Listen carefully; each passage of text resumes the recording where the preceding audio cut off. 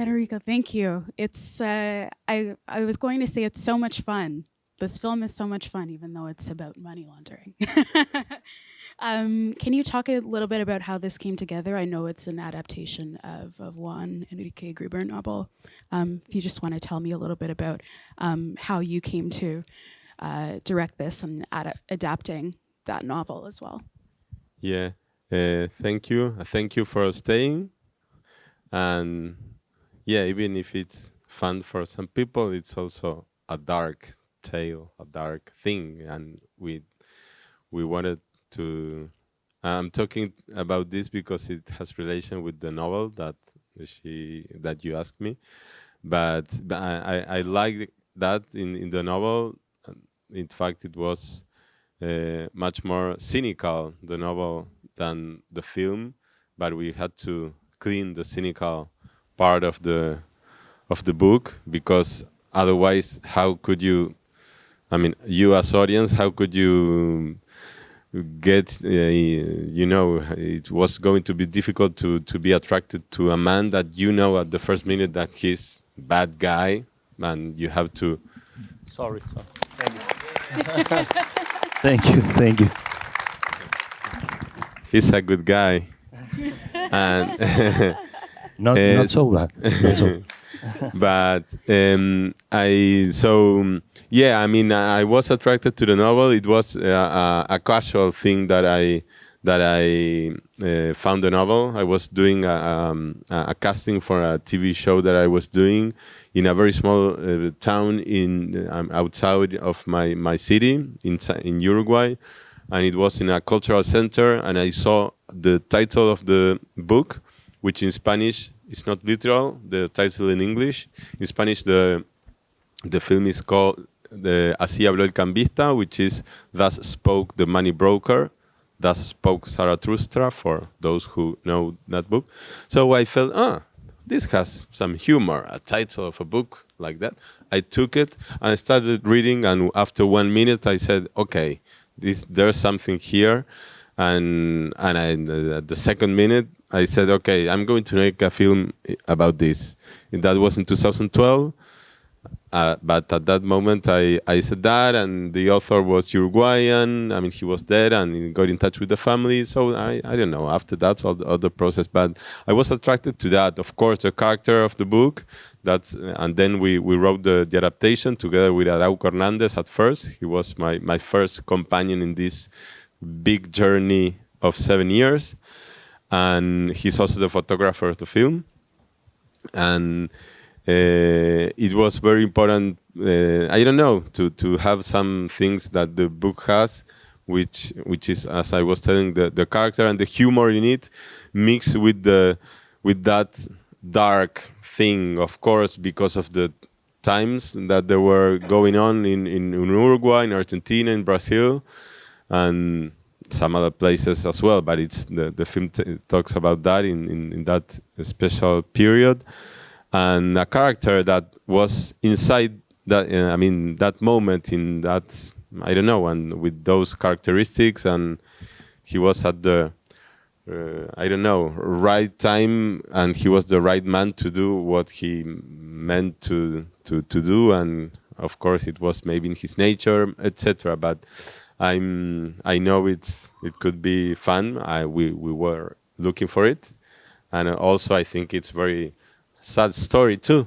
I mean, it's both, and as I was telling before, to relate, to narrate a film about such a difficult character, with difficult moral, especially with nowadays viewing, and I don't know. We had to have that humor, and this we had to magnetize, hopefully, the audience in some way. I'm curious about the liberties that you took, and as compared to the source material. So particularly what I loved about the film was the kind of grounding it in a family drama.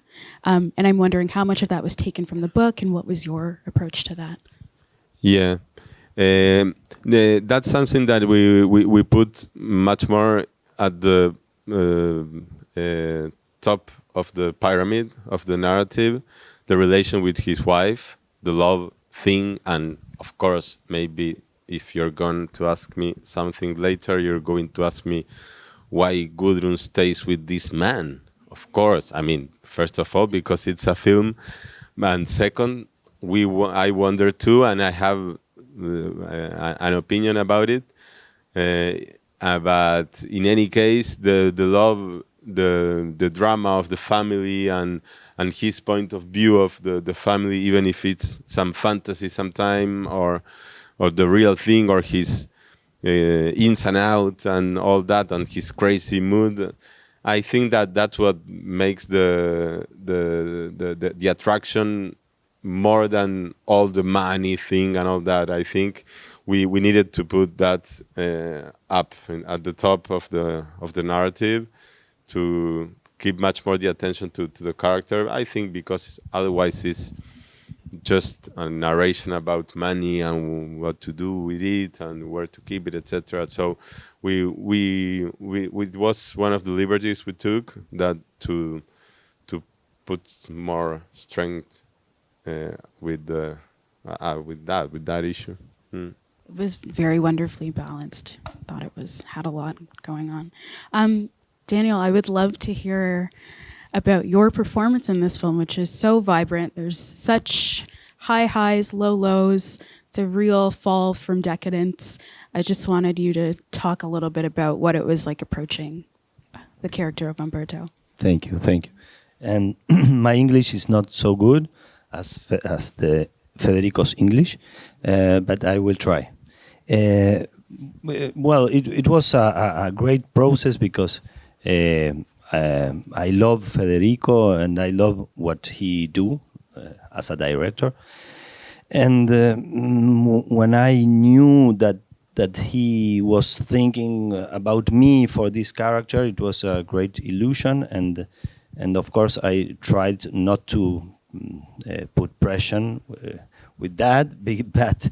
But then when he offered me the character, was a great responsibility because it's not easy to perform that guy because you have to give him humanity and at the same time this humor that Federico talked about is a distance humor. So well, it was a difficult balance, but I'm happy. Yes. I'd like to add something. We're friends for 30 years. He's one of my best friends. So for one of the things that we had to do is for him to build the character, and also for me to not look at him and see my friend, and we are colleagues. And I needed also something when I first thought about the character. I thought as a big man, more like I don't know, tall, very tall, very. Don't mention the other actors, please. No, but I don't know not the actors, the character. But and I needed to do something with him to transform him. And I was thinking to do some makeup because I always also thought that the character should have like a rectangular face and not so round like him. So we had to build him, and it was nice work to do. So because of the rectangular thing was a fantasy, and it was impossible because we need time to shoot, not only to make up. We decided to. I came one day with an idea, and it's to put different teeth, because I also believe that the teeth of the character, it's also a character in itself. Those two teeth from here at the front. And it was difficult the scene where I eat, because with those teeth I couldn't. Yeah. So. But that thing, even if it's a small thing, I think it helped him to not look at himself like he's used to look at himself, and also to me to have that distance, also to direct, and to also to find the voice of the character.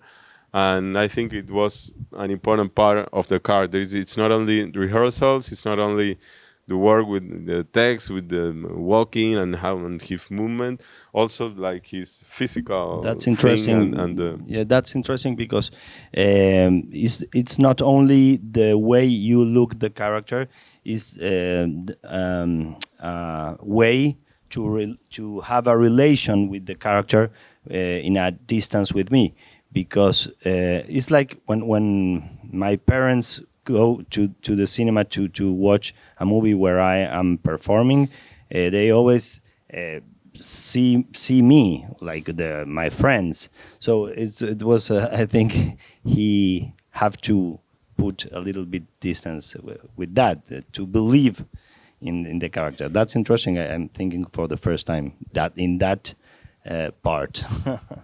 thank you. Yeah. Thank you, because it was great to work with you, Federico. Thank really, you. really. Thank you very much. Thank you. We're going to open it up to the audience. If you have a question, I want you to raise your hand real high, and I will repeat the question before we get to the answer. So let's go right up here. Thank you. Felicitaciones, Federico. Muchas gracias. Daniel, a ti también. Soy de Argentina y fui a los 2 años, en el 73. Pude ver algo de ahí que realmente me dio gozo de ver de la película. Pero una cosa, han estado amigos por 30 años. Yo sé que ahora se ríen y están contentos, pero ¿cómo, sabiendo que son gran amigos por tantos años, nunca pasó tiempos de tensión? ¿Cómo atacaste este proyecto sabiendo que eres un gran amigo tuyo y que ahora hay gran responsabilidad sobre ti? He's asking about our friendship for 30 years and how we managed to work with the usual tension during shooting. And Of course, no. Of course, there were tension moments. He was too much obsessed with my phone.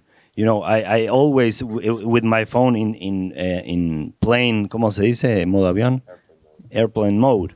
But sometimes once a week a picture, you know, of the shooting, because it's important to put pictures in the redes, in the social media. he's saying so I was complaining about his concentration, which is something difficult sometimes. Oh, and you can say that here. Yeah, You can say and yeah, and telephone. It was a thing. It's good to fight now. I'm very concentrated, but of course we know very much. It's more easy to me to ¿cómo se dice engañar? To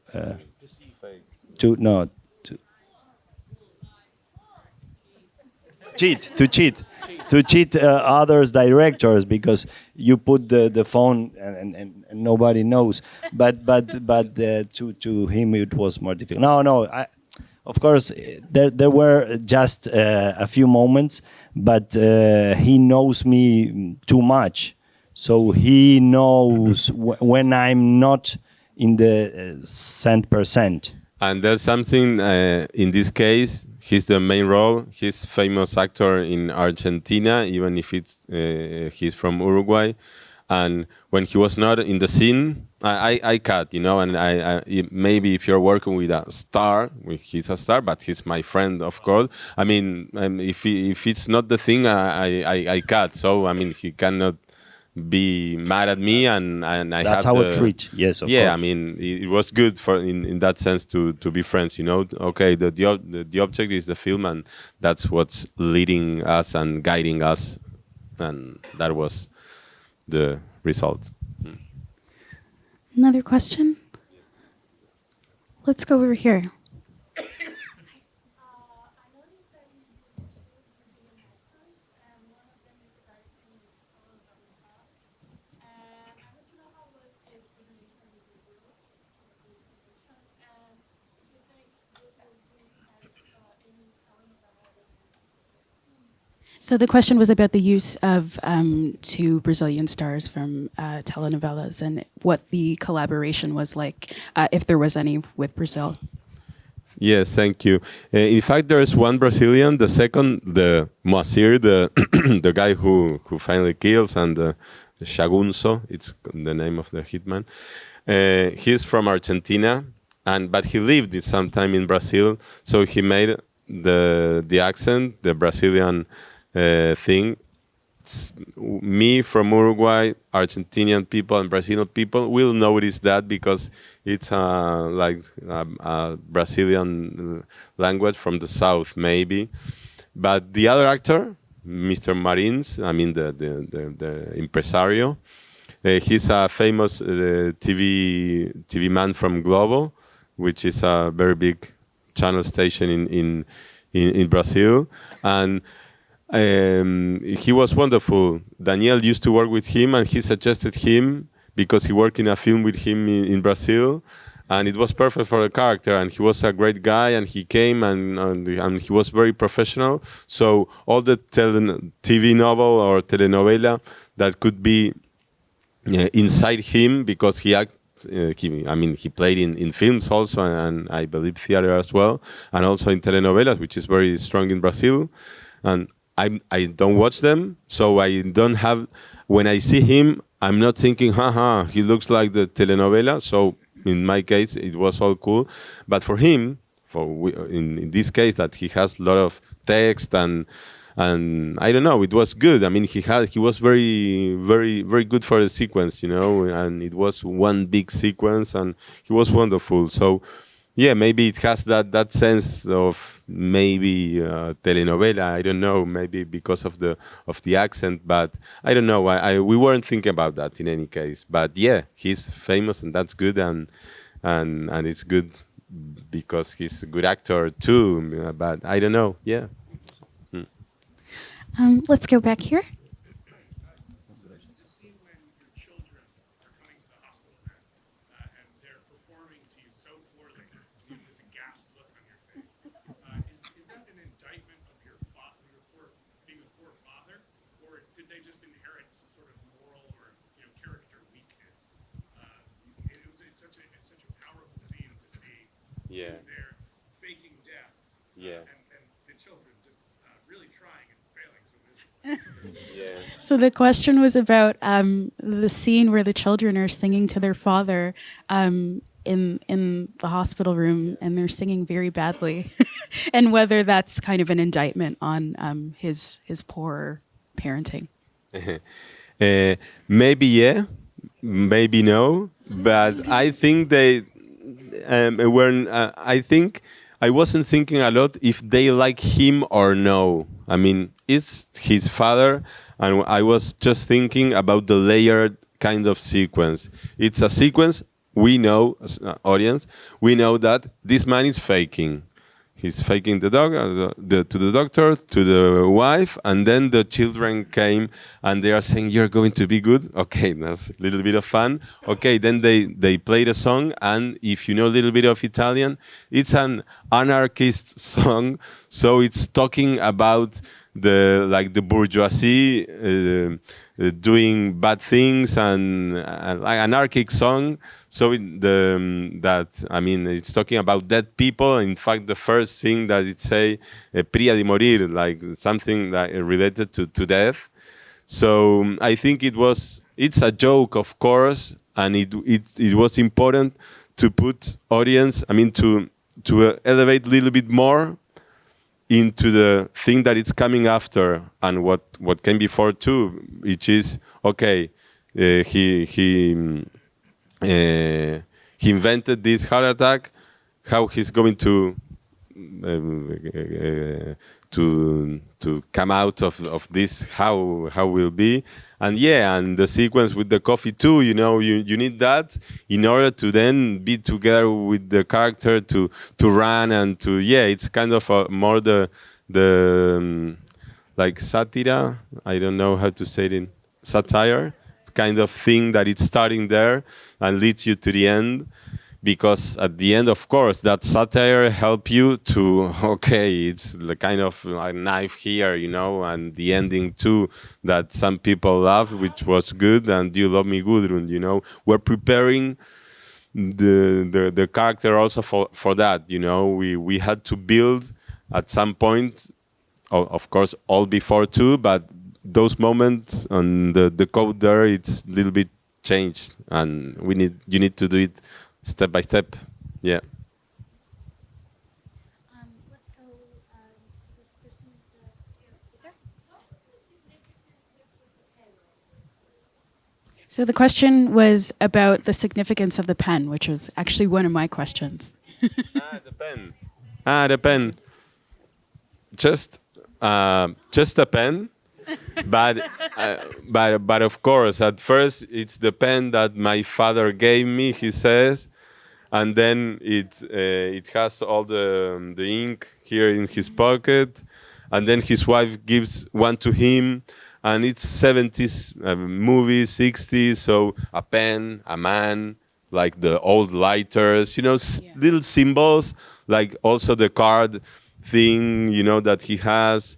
We need, every character has his own things, you know, and we built that for him. It was important. He worked at the financial district in Montevideo, even if it's very small. So he's a guy who has his stuff, even also his bag. I mean, this kind of bag, and it was one of the elements that helped us to build those little things there at the car, and also when with the ink, and also the joke that my father present for my father, is he dead? No, so it just in order to build some narrative, just because of that. Let's go over here to the gentleman in red. Thank you.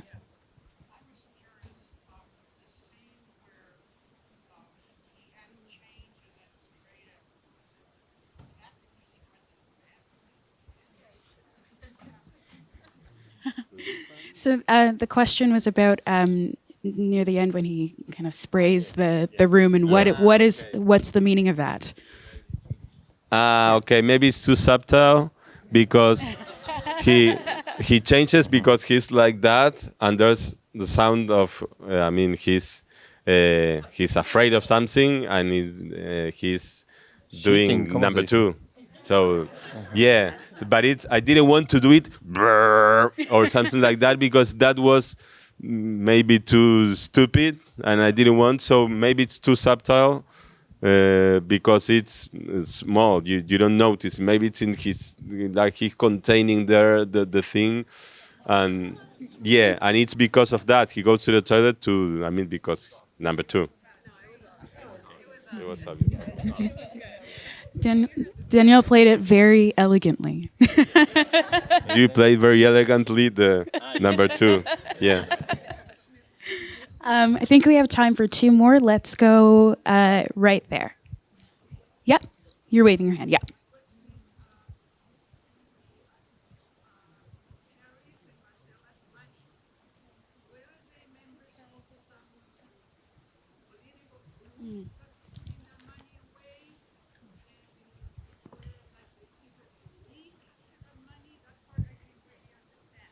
So the question is about the characters of Harry and Marcella and what their significance is. There's in Uruguay and in Argentina there were like groups that they were operating. They were called montoneros in Argentina, and even if they are not mentioned as that, you know, they were like doing or robberies, or they were killing people, and they were doing stuff, and yeah, it was prior to. In the case of Uruguay with Tupamaros, it was a little bit prior to the like dictatorship, and the same in Argentina. And then the Montoneros were kind of, we have people here from Argentina, which is our producer, who can tell us more of the history. But they were captured, and they were like, they were they went to Prohibido. they had prohibited or they, and there was torture, and there was many things that the film is suggested. But yeah, they were part of a group that they were called Montoneros.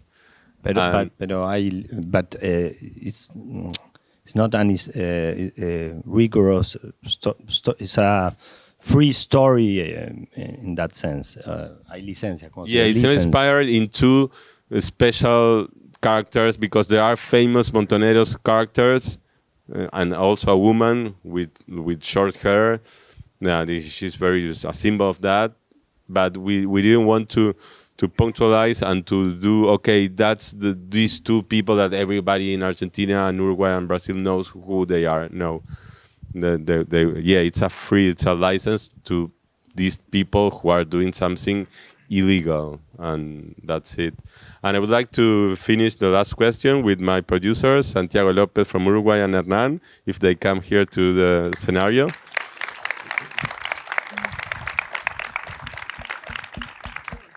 Yeah, just to share also this moment to important people to that they, even if I've been 7 years with the film, they joined like 3 years ago with the production, and they made all this 5 years, 5 years in the boat, and it's a lot, and but yeah, I mean it's all big work, and it's good that we're here and that you're asking, and maybe the last question also could be directed to them. I actually did have one last question. This is kind of, I mean, you said that you've been working on the project for a long time, that you started around 2012, was it?